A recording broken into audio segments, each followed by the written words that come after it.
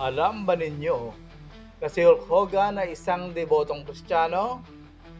Si Terry Bollea ay lumaki at nagkaisip sa isang Kristiyanong tahanan. Ipinagmamalaki niya na tinanggap niya si Kristo bilang tagapagligtas sa edad na 14.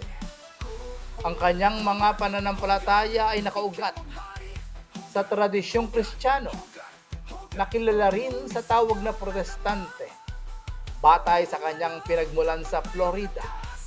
Noong Disyembre 2023, 18 buwan bago siya pumanaw sa hinang cardiac arrest, muling bininyagan si Hogan sa Indian Rocks Baptist Church sa Florida.